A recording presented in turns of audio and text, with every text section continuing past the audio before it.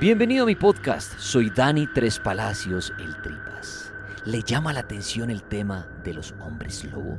Bueno, aquí está la segunda parte de este mágico, interesante y aterrador tema. La primera parte, el podcast anterior. Sí, hemos hablado de dónde vienen, libros, películas, series recomendadas y mucho más. Espero disfrute la segunda parte de los hombres lobo.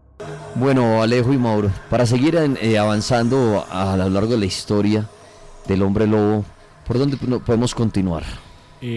Bueno, vámonos para la Edad Media. La historia del hombre lobo sobrevive a través de la oralidad, ¿sí?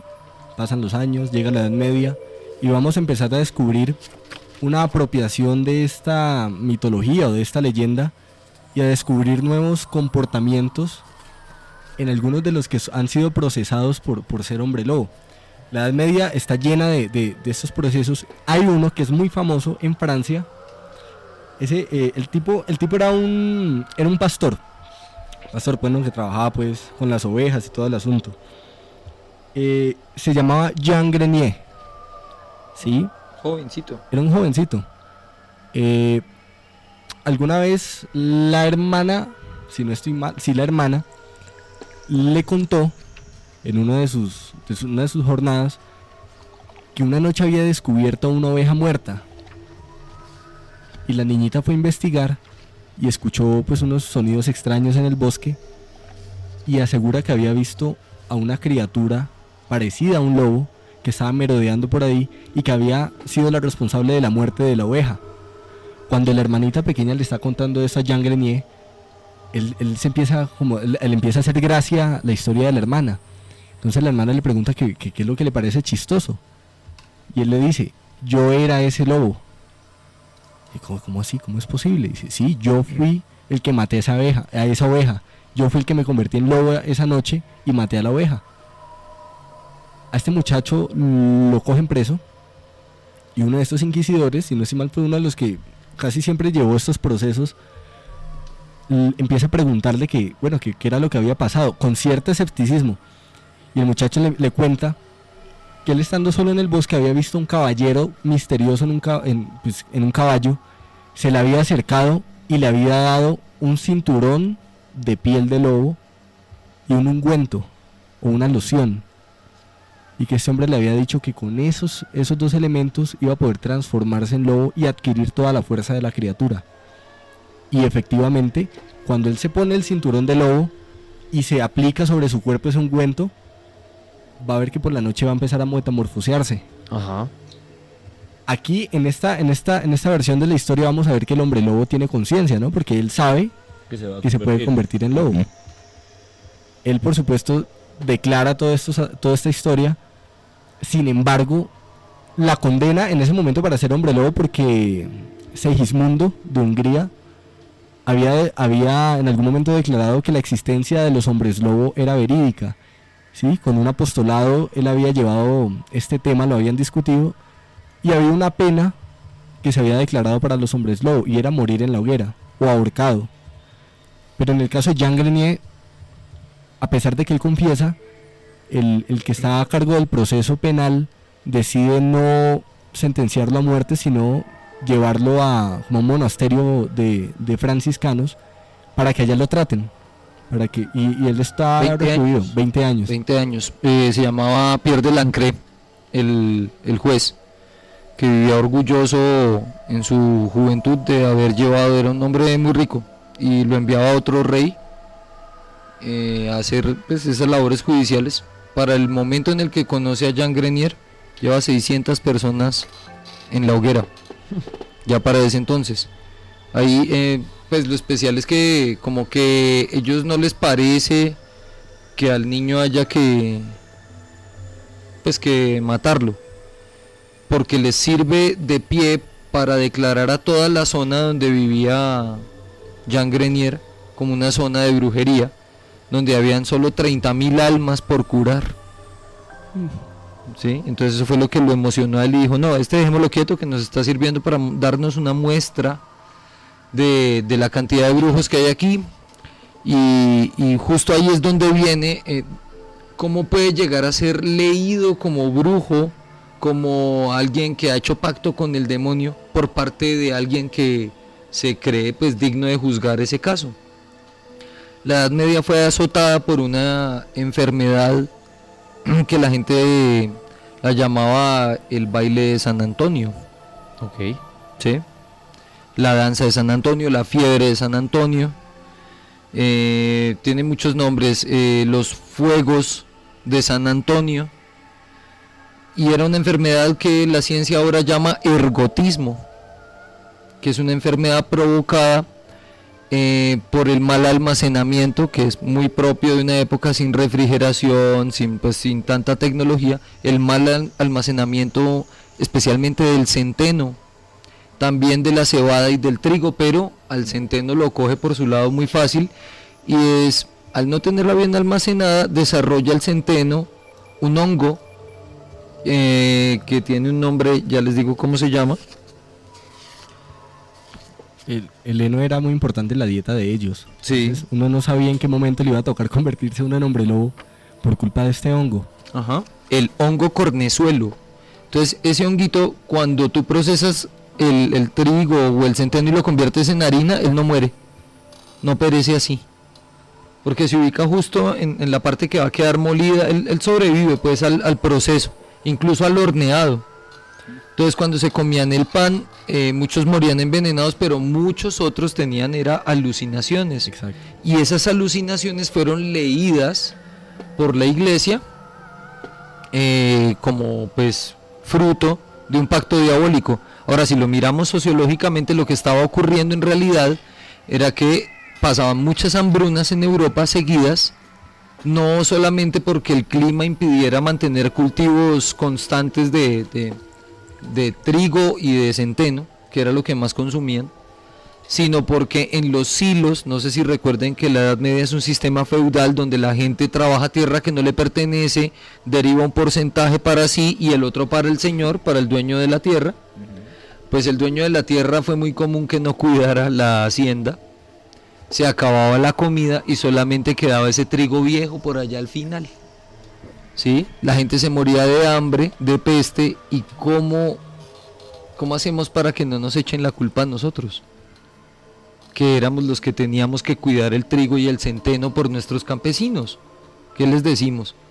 Pues la mejor herramienta era asociarse con el clero y decir que había un enemigo en el pueblo, en la comunidad, que era el diablo, que estaba envenenando las almas.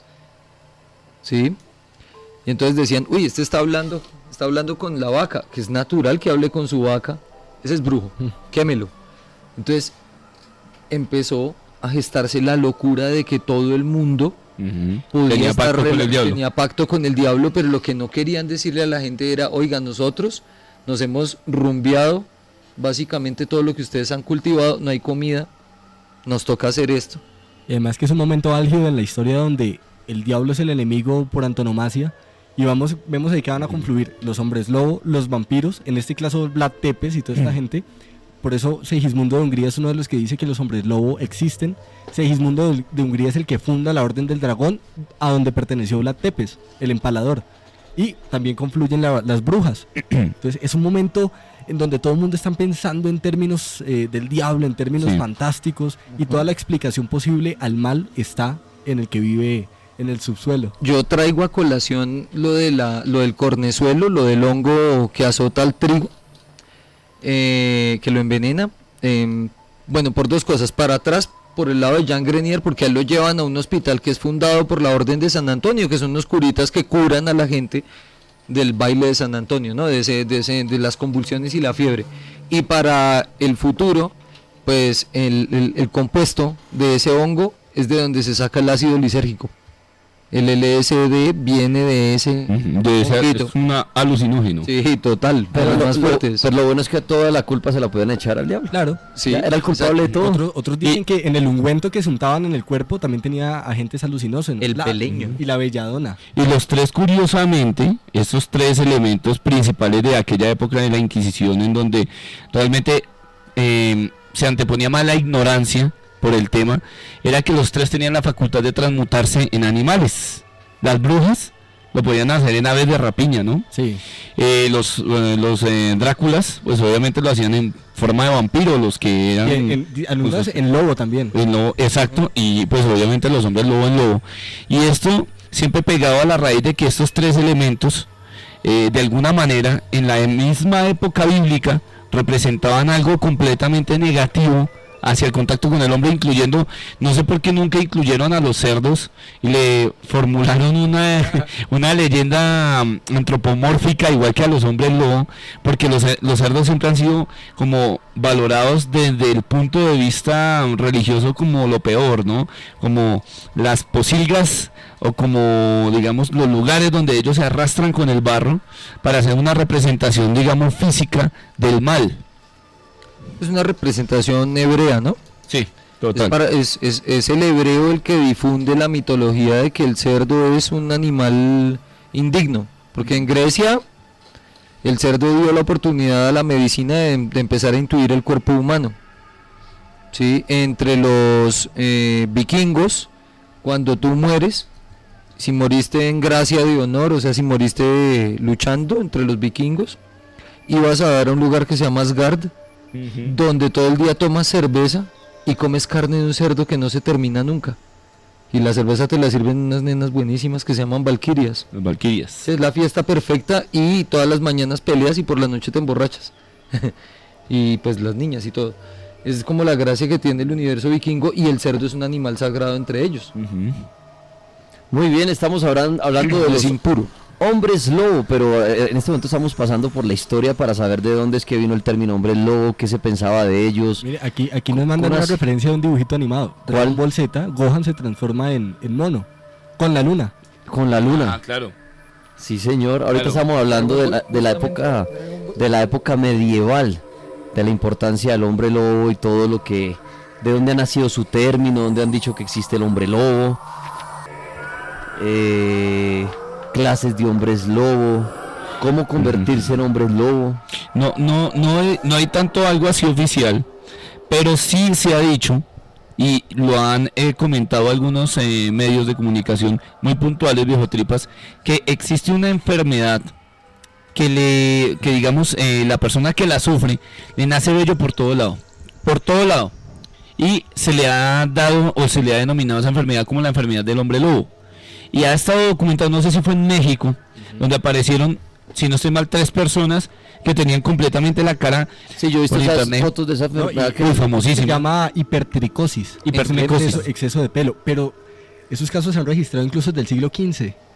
Hay 2 pinturas, una que se llama La Niña Lobo, en la que, claro, salen estos niñitos con ese montón de pelo en la cara, y es otro de los motivos por los cuales se señala al otro como lobo. Claro, es natural, ¿no? Uno ve, y el caso de México, ¿no? Siendo en el México. siglo XX, todo el mundo lo trata como el hombre lobo. No, y fue muy famoso, e incluso se le, digamos, destacó como algo dentro de la impresión y lo vulgar a denominar que este tipo de personas se ubicaran en un circo, e incluso sé de algún, bueno, hay una película muy vieja, no sé si en esa película, ahí me ayudará Mauricio, en esa película se incluyeran hombres lobo y se llamaba Freaks. Sí, señor. Todd Browning. De Todd Browning, Sí, sí, 1930. yo la tengo, la recuperé porque es una película clásica donde solamente viejo tripa salen, los personajes de esa película son naturales, o sea, no hay ningún actor, y todas las personas que salen tienen una enfermedad. Está la señora barbuda, hay unos enanos, creo que hay un enano con un ojo, que eso es una enfermedad que es muy similar a la de los cíclopes, que tienen un ojo, pero es muy bizarra, por decirlo de alguna manera, y ahí también sale su hombre lobo. Pues si alguien los ha visto y ha visto a alguien transformarse en lobo, para esa persona existen. Para los que no lo han visto, algunos dirán que no existen y otros dirán hasta que no los veamos, no creer en ellos. Hay que recordar que la hipertricosis se transmite genéticamente, ¿no? Entonces es una enfermedad que se vuelve endémica en ciertos lugares. Así como aquí desarrollarse momias, ¿sí? En ciertos lugares en México no se ha podido establecer si es una condición exógena, es decir, si el suelo, el ambiente, el clima lo produce, o si es algo que ellos traen en la sangre de antaño. Bueno, ahorita estábamos hablando entonces como la parte medieval de los hombres lobo. Sí, hay otra historia muy famosa Ahí. Ahí es donde surge el mito de las balas de plata. Que habíamos quedado pendientes que se dice que al hombre lobo solo lo pueden matar con balas de plata. Exacto. Miren, entre 1740 y 1773 sucedieron muchas muertes, mataron muchos lobos en esa región de Francia. Eso se llama el macizo central francés. Siglo XVIII. Había una leyenda que estaba como andando por los pueblos de esa parte de Francia, y era que se suponía que estaba atacando algo que denominaban la bestia de Gévaudan. El monstruo de Gévaudan. De Sí. Gévaudan. Incluso ya hay un museo y toda la vaina, y hay un man que es experto pues en este caso. Fueron 3 años de matanzas. Ofrecen una recompensa de 6.000 libras. Luis XV Sí. ofrece una recompensa en 6.000 libras para aquel que pueda atrapar a esa bestia. Son 52 hombres que van a la búsqueda de esta criatura, y estos 52 hombres a su vez contratan a casi 20.000 hombres para que le den caza a este monstruo. Y en el tiempo que duró toda esta matanza, llega un tipo, ¿sí?, que había pasado por Notre Dame y había escuchado de la leyenda y el dinero que estaban dando por matar al monstruo. Era un cazador, se llama Jean Chastel. El tipo decide matar, va con Esmonecir y fabrica sus balas. Pues está todas las noches a Chesara, la mata. Lobo, como el lobo pues Helsing, sino el animal. Logra matar el lobo, y para probar e ir a cobrar el dinero, coge el cadáver y se va donde el rey Luis XV. El problema es que llegar a la corte le dura casi un mes la travesía, y cuando llega a la corte pues el cadáver está totalmente descompuesto. Por supuesto no le pagan la recompensa. Y pregunto, ¿y el cuerpo era el lobo? O sea, el lobo que ¿O se vive- transformó en hombre y No, apareció no. muerto? No, era un lobo. Ok. Porque, o sea, no se estaba hablando de que era un hombre lobo el que estaba atacando, era una bestia que se llamaba la bestia de Gévaudan. Sí, era un lobo. Y él lleva el cadáver de la criatura o del lobo de este animal salvaje ante la corte. Pero ya está- Sí, ya estaba totalmente descompuesto, no le pagan el dinero. Pero bueno, deja un detalle muy importante, y es: los lobos se matan con balas de plata. A partir de ese momento empieza a crear fuerza esta técnica para acabar con los hombres lobo. Qué bueno. ¿Será que si el hombre lobo existiera en el momento que lo matan, y si lo matan siendo lobo, igual se transforma en humano cuando lo matan? En las películas muestran eso, ¿no? Digamos, en Que los pierde el poder. libros, pues no se sabe. Pero en las películas vemos que matan al lobo, y cuando una vez está muerto se empieza a transformar en humano. Y queda el humano muerto, desnudo, con el tiro en el piso. En un hombre lobo americano en Londres y en un hombre lobo americano en París sucede esto. Sí. Es como el tópico en las películas de hombre lobo, matarlo así. Que se evidencie que el Que murió. monstruo al que acabó de morir era un ser humano en su inicio. En esta, claro, las hipótesis que surgían por parte de la ciencia y todo eso era que quizás eran lobos que tenían rabia, ¿sí? Pero es que lo que desmienten es: ¿cómo es posible que duren unas matanzas 3 años si un lobo que tenga rabia solo vive 9 días? No podía ser la misma criatura, es imposible. La cosa quedó así, pero desde ahí empieza a construirse un poco más la leyenda del hombre lobo. ¿En la época medieval no hubo ninguna historia referente a la captura de un hombre lobo? Sí, claro, hay una biografía. Ya les vamos a remitir los datos. O sea, es decir, existe un libro que es autobiografía de un hombre lobo, pero ya es en la Edad Media tardía, o sea, es como 1490, 1500 y pico. Pero sí hay una autobiografía de un hombre lobo. Otra cosa, el hombre lobo, dentro de las otras características que tiene para ser visto de manera positiva, no siempre negativa, en los países del norte es un animal sagrado, que representa toda la fuerza, y que dentro de la cosmogonía de ellos hay un dios que representa al mundo lobuno, se llama Loki. Ah, Loki. ¿Sí? Y ese dios es el que se va a enfrentar en el fin o sea, que se enfrenta en el fin del mundo de los dioses con Thor, Con Thor. Bueno, muy bien, mire, para estamos dar origen a los hombres. qué bueno, estamos hablando de hombres lobo. Ahorita ya nos vamos a ir más hacia el lado, pues hacia de 1500 hacia acá, a ver qué ha pasado con los hombres lobo en la actualidad.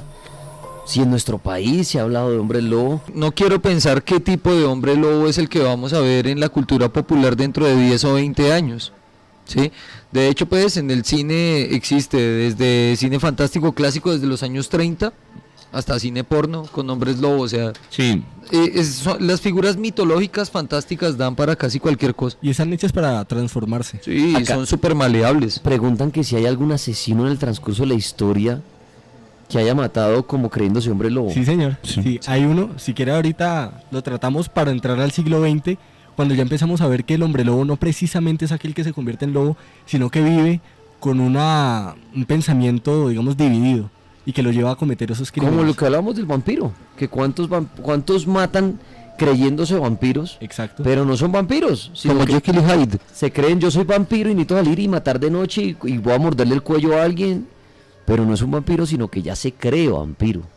yo creo que es una gran lista de personas, sobre todo en la parte de los asesinos, que practican la parte del comer carne, emulando ser hombres lobo. Bueno, Mauro Alejo dijo que nos íbamos un poquito ya más hacia la modernidad, para venir ya más hacia el presente, porque hemos pasado por la historia y pues para ver hoy en día dónde o qué se puede comentar del hombre lobo.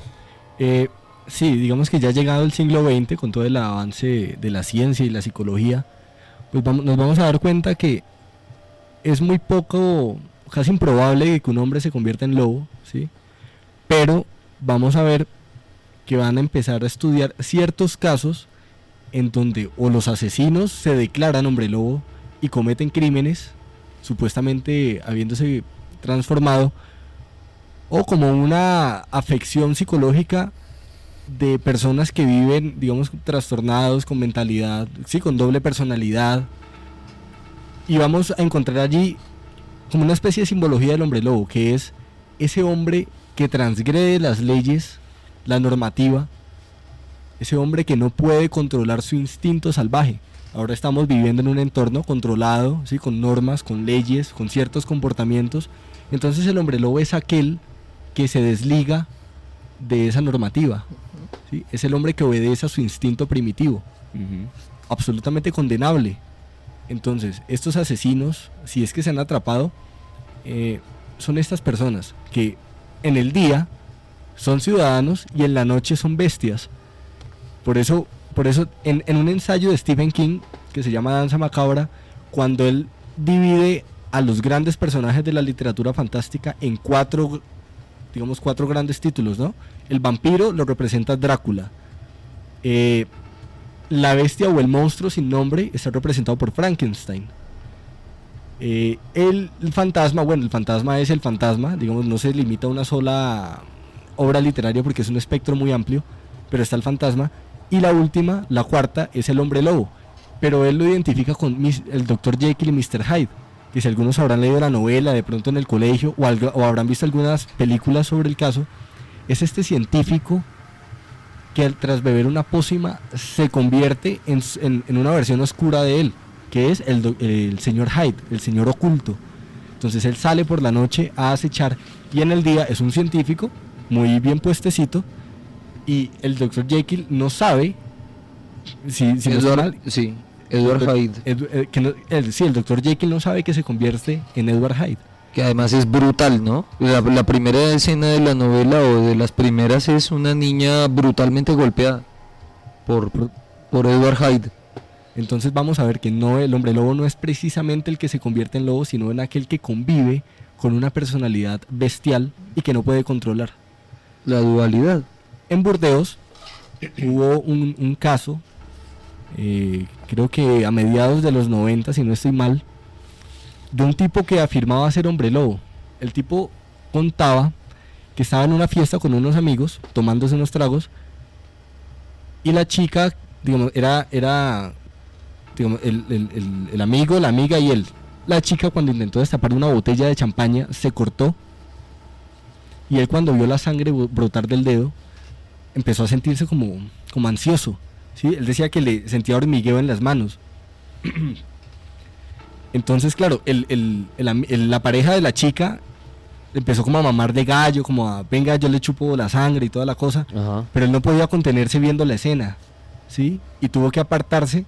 Y él dijo en la confesión, le dijo al psiquiatra que lo estaba llevando, que él se miró al espejo y pudo contemplar cómo empezaba a transformarse en hombre lobo, cómo sus manos empezaban a dolerles, empezaban las articulaciones a alterarse, cómo los ojos le cambiaban de color, cómo sus dientes empezaban a crecer hasta terminar convirtiéndose en hombre lobo y matar a sus 2 amigos. A él lo atraparon y él cumplió una pena de 7 años, pero nunca quiso someterse al tratamiento psicológico. ¿Sí? Él se negó rotundamente porque estaba convencido de que lo suyo no era locura, sino de verdad una capacidad de transformación. Como no pudieron tratarlo, cumplió su condena y ahora está libre. No se sabe qué habrá pasado con él, pero pensemos, ¿no? Es un tipo que está en la calle creyéndose hombre lobo y matando gente bajo el pretexto de que comete actos siendo su apariencia una bestia peluda. Entonces ahí vamos a ver que ya se trata al asesino como un tipo que está sufriendo afecciones de la mente. Sí, noto como tal al hombre que se convierte en lobo. No, por supuesto.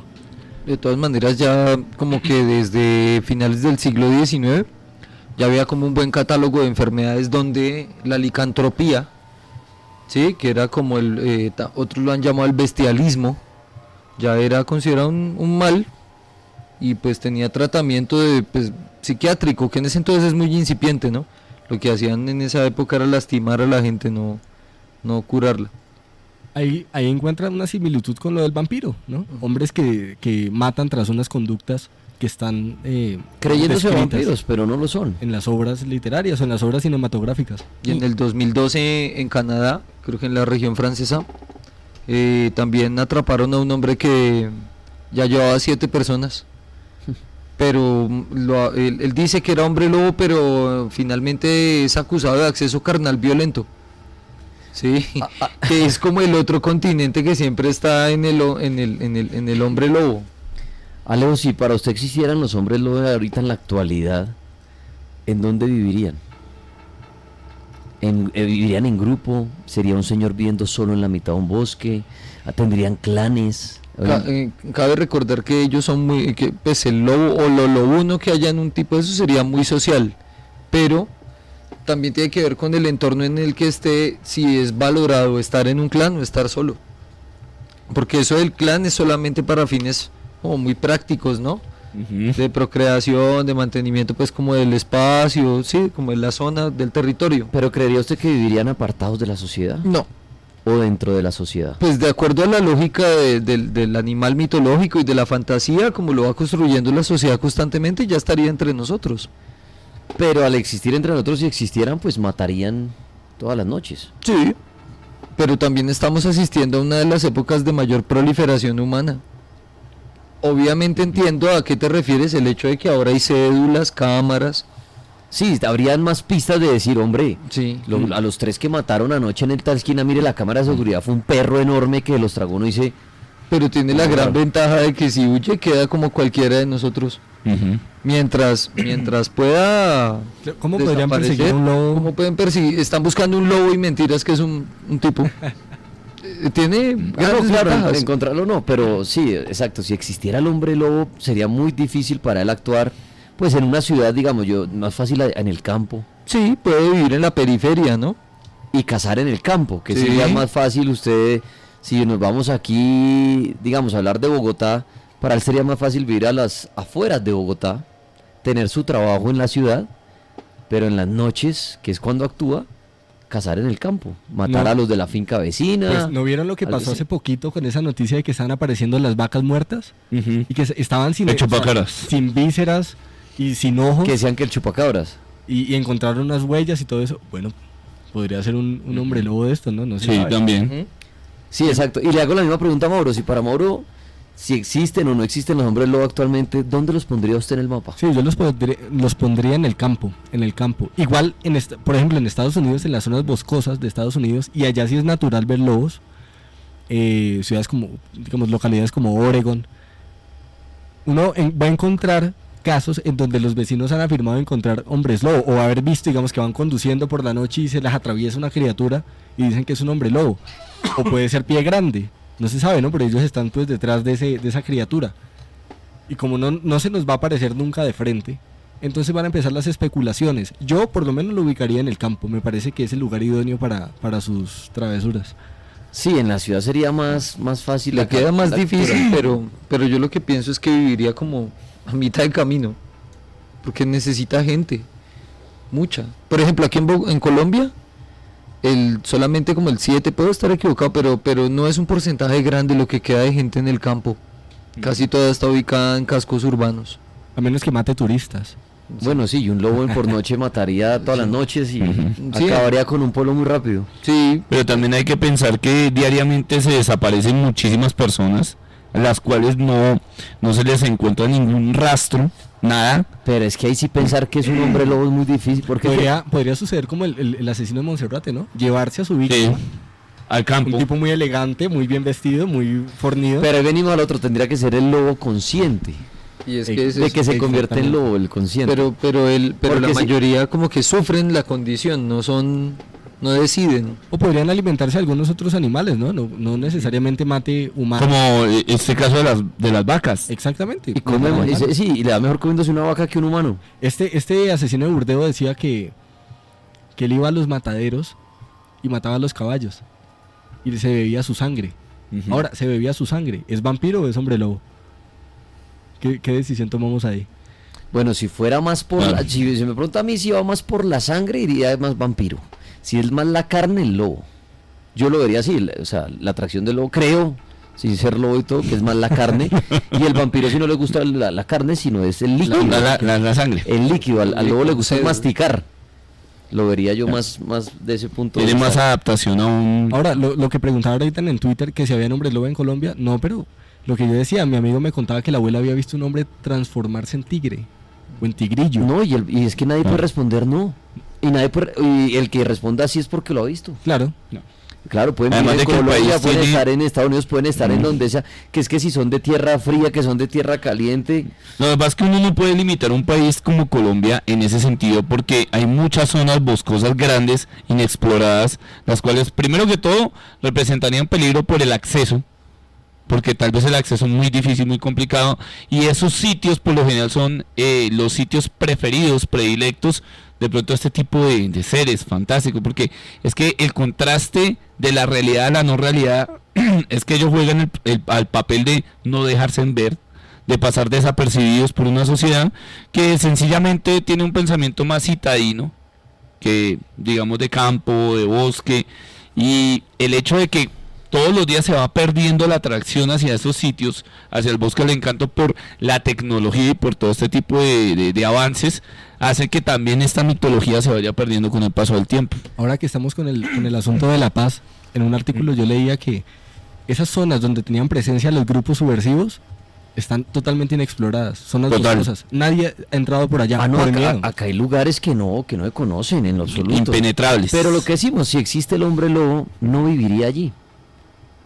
Porque es más difícil la alimentación, obviamente de animales y todo. Pero si uno fuera un hombre lobo y se lo pregunto a los oyentes, ¿usted dónde viviría? ¿A las afueras de una ciudad bien poblada?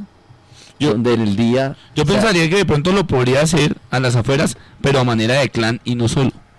Porque si uno mira las costumbres de los lobos por lo general ubican en manada una estrategia para cazar. Casi similar a lo que hacen a veces los leones o lo que hacen las hienas, ¿no? bueno. Que utilizan ese tipo de sistema para encerrar a su víctima y entre todos compartir el El botín. botín. Ujú. Bueno, pues Alejo Torres de la librería Árbol de Tinta, que una persona que bueno está en contacto con los libros todos los días. ¿Qué libro recomendaría de Hombre Lobo antes de dar las gracias, Alejo? Mi favorito, que es Los Hombres Lobo, una selección de cuentos en editorial Ciruela, que es una edición a cargo de José Antonio Molina Foix, y tiene como un buen recorrido para eso. Y un segundo libro, para que no nos quedemos con una sola opción, que se llama Licantropía, historias de hombres lobo en Occidente. Muy bien. ¿Y Mauro qué recomendaría? ¿Qué libro? O de pronto una película. Yo como siempre soy amigo de la cultura pop.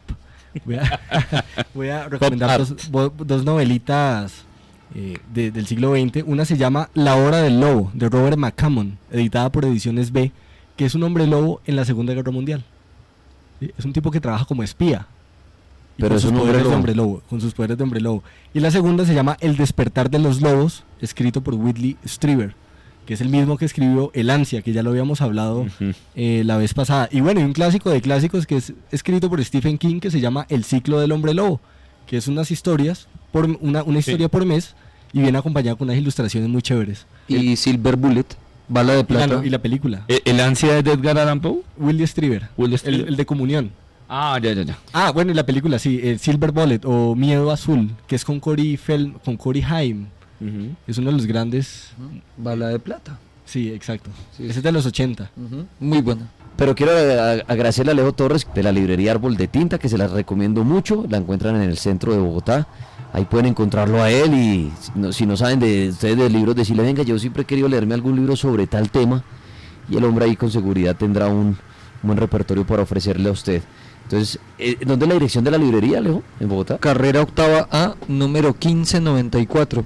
En la octava con 15, pleno centro. Usted pregunte, oiga, ¿de dónde queda la librería Árbol de Tinta? Y ahí le van a decir, se la recomiendo. Y a Mauricio, pues que lo sigan en @laplena_noche, ¿no, Mauro? ¿Y en dónde Sí, más? señor. No, ahí en La Plena Noche, en Facebook, Léase a Plena Noche, y en la página de internet www.leaseaplenanoche.com. Los hombres lobo. Me alegra haber podido encontrar este audio de ese día que tuve una charla entre amigos sobre los hombres lobo. Como lo decía en la primera parte, 1000 disculpas, un poco por el audio saturado, pero bueno, ahí se logra entender y para los amantes de los hombres lobo, creo que fue maravillosa esta charla para no llegar a una verdad absoluta, pero sí conocer un poco más de estas criaturas que a lo mejor pueden estar ahí, en esa montaña, cerca a usted. Gracias por pasar por mi podcast. Soy Dani Tres Palacios, el Tripas.